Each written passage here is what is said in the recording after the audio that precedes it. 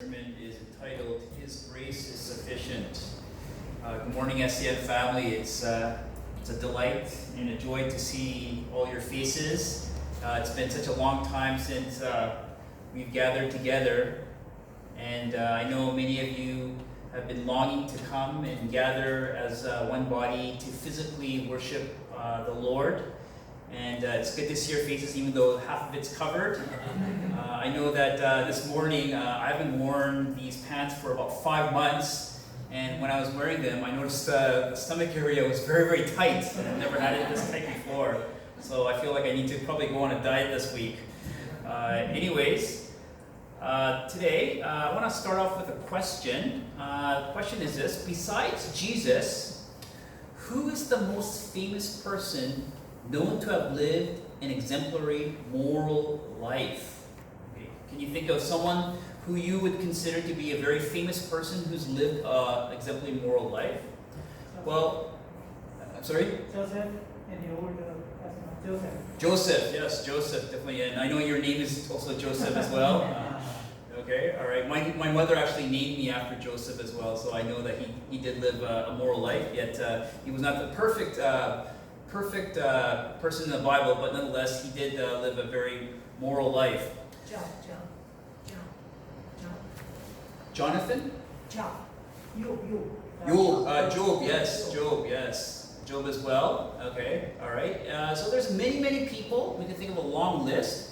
Perhaps a contemporary person who is considered in this world one of the most famous would be to live an exemplary moral life is Mother Teresa. If you were to go and ask people on the street, many people would probably reply Mother Teresa, the Roman Catholic nun who served as a missionary to India, Calcutta, for approximately 50 years. Now, she received numerous accolades, including the Nobel Peace Prize for her work ministering to the needy and to the sick, the destitute, orphaned, and the dying in India. She is regarded by many as the saint of the slum. So highly esteemed is Mother Teresa for her good works that Pope John Paul II considered her to be his kind of saint. In fact, only 6 years after her death, Mother Teresa was beatified, and she was beatified the fastest ever in history. Now, I, as someone who once attended a Roman Catholic school, if you take a look at this picture here, this was taken actually last year when I went back to Vancouver with my wife, and she actually took a picture of me at a school that I attended as a child. And I was kind of showing her a little bit of my history, and I went to all the schools that I attended in the past. So I attended a Roman Catholic school, and as someone who regularly attended Roman Catholic Mass as a child, and as someone who, like Mother Teresa, has traveled regularly to a third world country, namely Kenya, to help the poorest of the poor, including going to one of the poorest slums in Africa called Kibera. On a personal level, I have great admiration and respect for Mother Teresa's character and her work. And I know it's not easy to go into these areas, very difficult, and there's a lot of risk involved. But I would be the first to admit that my good works pale in comparison with her good works. Despite the hardship she must have endured for close to 5 decades in India, Mother Teresa has always openly expressed her faith, hope, and joy to the public.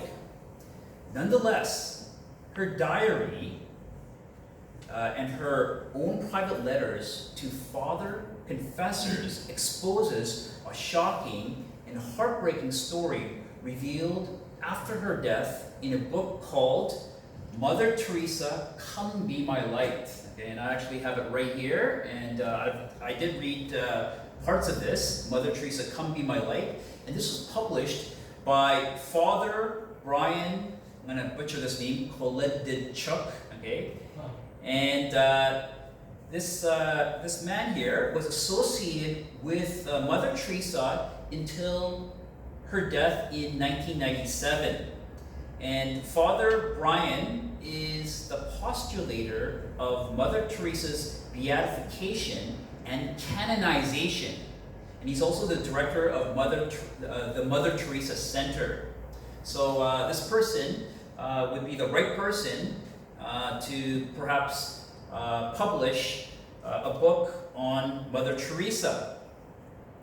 Now, unfortunately for Mother Teresa, however, after Mother Teresa's death, her most private letters have been preserved by the Roman Catholic Church against Mother Teresa's wishes, against her will. She actually wanted her letters to be destroyed. And against Mother Teresa's wishes, the Roman Catholic Church overruled her request and has actually published them. In this book, and it was given to me by a friend, it reveals quite a bit about Mother Teresa, a side that the public never really got to know until recently, after her death. So the question, what does her diary reveal? Mother Teresa's diaries reveals that she was not full of spiritual joy and steadfast faith, but instead was plagued with great doubts. This is what she says in one of her diaries. I feel that God does not want me, that God is not God, and that He does not really exist.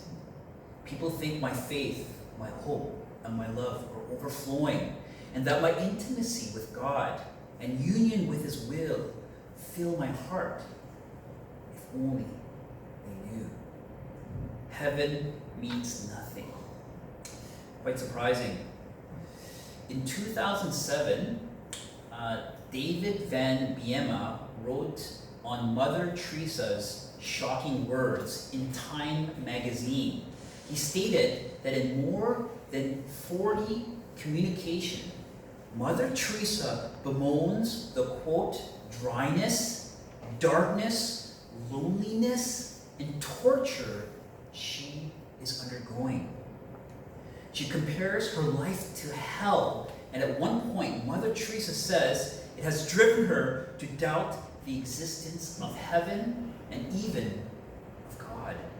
She is acutely aware of the discrepancy between her inner state and her public demeanor.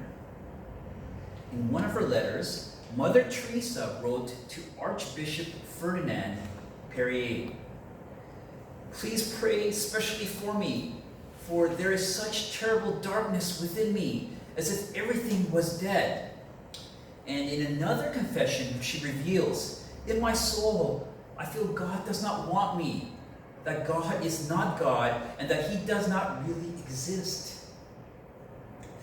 Il Messaggero, Rome's popular daily newspaper, commented, quote, "The real Mother Teresa was one for 1 year had visions, and who for the next 50 years had doubts up until her death." This inconsistency between her image and what was going on inside is perhaps most ironic in the smile she portrayed to the public. Because of the heavy burden to live up to her saintly image, she was, quote unquote, forever smiling. The smile, she writes in her confession, is a mask or a cloak that covers everything, she says. Mother Teresa writes, "My smile hides a multitude of pain." Because she was forever smiling, people thought, quote, "My faith, my hope, and my love are overflowing, and that my intimacy with God and union with His will fill my heart. If only they knew." And in another communication with Archbishop Perrier, Mother Teresa confessed, "No faith, no love, no zeal. The saving of souls holds no attraction. Heaven means nothing. Pray for me, please, that I keep smiling at him in spite of everything. And in a letter addressed to Jesus by Mother Teresa, where's my faith? Even deep down, right in there, is nothing but emptiness and darkness. I have no faith. So many unanswered questions live within me. I'm afraid to uncover them because of the blasphemy. There is such convicting emptiness that those very thoughts return like sharp knives and hurt my very soul. That which was revealed in her confessions is heartrending. How could someone like Mother Teresa feel no love of God? Well, if you don't have a true understanding of the gospel, you will never fully understand God's love. For only through the gospel, a true understanding of God's love is given to us. Unfortunately, rather than a biblical understanding of the gospel, Mother Teresa held a Roman Catholic understanding of the gospel, which is no gospel at all. At the root of Mother Teresa's facade, pain, and doubt is her misunderstanding of the doctrine of justification. How are we sinners justified in front of a just and righteous God who is firmly set apart from sin? See, God is holy. He's set apart from sin. So how are we sinners justified in front of a holy and righteous and just God? This question is what sparked the Protestant Reformation and is what has divided and is today still dividing Protestants and Roman Catholics. According to the Bible, justification is the once and for all legal act whereby God declares a sinner to be righteous solely by virtue of the righteousness of Christ. A righteousness which is imputed, it's credited to the sinner and received by faith alone on account of Christ alone.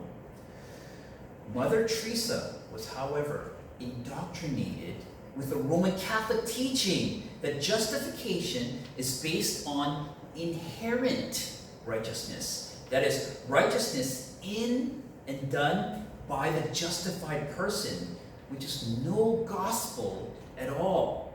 This Roman Catholic view of justification would naturally lead Mother Teresa to arduously work hard to merit God's favor for herself. As she works, she would be in constant fear of the possibility of losing her justification.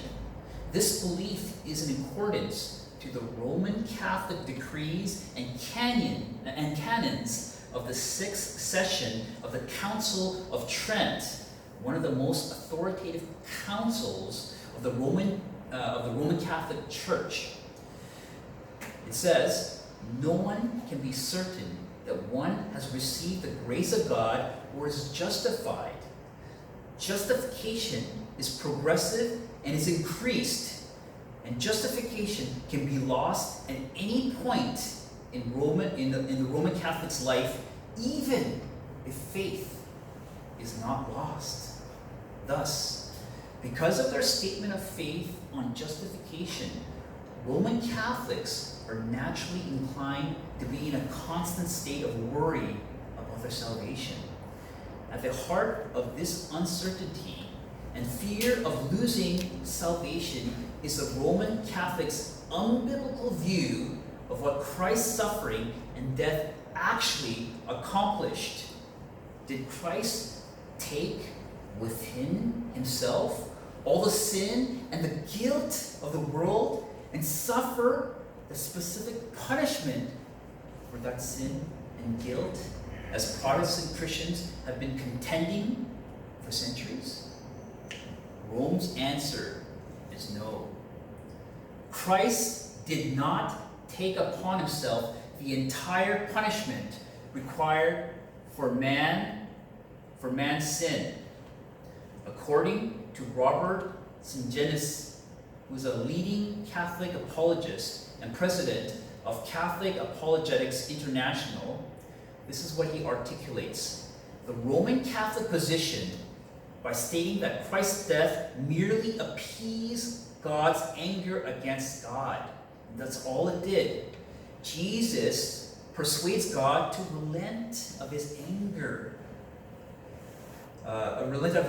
And to offer a means of forgiveness to man. A means. And according to the Roman Catholic, the means of appeasing God's wrath is through man's own works, cooperating with the grace of God that was given to that person. Grace is not the activity of God in Christ, purchasing and accomplishing full salvation and eternal life, and applying this to man as a gift, as we Protestants believe. And for the Roman Catholic, it is not a completed work. Rather, grace is a supernatural quality infused into the soul of man through the sacraments, enabling him to do the works of expiation and righteousness. And these works, according to the Roman Catholic, then become the basis of justification. In the Roman Catholic theology of justification, there is an ongoing need to deal with sin in order to maintain a state of grace, and a need for positive acts of righteousness which originate from that grace that was given. And so grace plus positive acts of righteousness becomes the basis for one's justification. So man's works must be added to the works of Christ, according to the Roman Catholic. So consequently, justification is not a once-for-all declaration of righteousness, as we Protestants believe. And consequently, based upon the imputed righteousness of Christ, but a process. So the Roman Catholics believe justification is a process, not once and for all. It's a process based on the imputed. Let me say it again. It's a process that is dependent upon the righteousness of man, produced through infused grace. And what I just articulated can be found in Robert Sungenis' book, Not by Faith Alone, okay, which opposes our Protestant Reformation belief that we are saved by faith alone. So his title is Not by Faith Alone. However, the exact opposite is taught in Scripture. In Galatians chapter 5, verse 4, it says, "You have been severed from Christ, you who are seeking to be justified by law. You have fallen from grace." Here, you can tell Paul is angry at the church in Galatia because they wanted to add something to grace. They wanted to add something to the gospel, a work to the gospel. And Paul here is angry. You have been severed. You have been cut off from Christ. In Romans chapter 3, Paul says, "No one will be declared righteous in his sight by observing the law. Rather, through the law, we become conscious of our sin. But now, a righteousness from God, apart from the law, has been made known, to which the law and the prophets testify. This righteousness from God comes through faith in Jesus Christ to all who believe." In view of a Roman Catholic understanding of justification, one in which a person must not only be infused with grace, but must also complete works of expiation and righteousness, works that are the basis of their justification, I can completely understand why someone as altruistic as Mother Teresa would be in a state of constant doubt and fear and loneliness, as revealed in her letters and her confessions. As Mother Teresa plays her part in working for justification, she would constantly be plagued and haunted by the same question that terrorizes and still terrorizes millions of Roman Catholics who clearly understand their own doctrine of justification. Have I done enough acts of righteousness to maintain my state of grace, or have I fallen short? Have I lost my salvation today? If not, what more must I do to prevent myself from losing it? If so, what must I do to regain it? Is this incessant grilling of questions good news for the Roman Catholic? The Roman Catholic view of justification would naturally lead to either delusion or depression. If the Roman Catholic really believed that he had attained the righteousness that God demanded, he would be delusional. But on the other hand, if the Roman Catholic was honest with himself and admitted that he continuously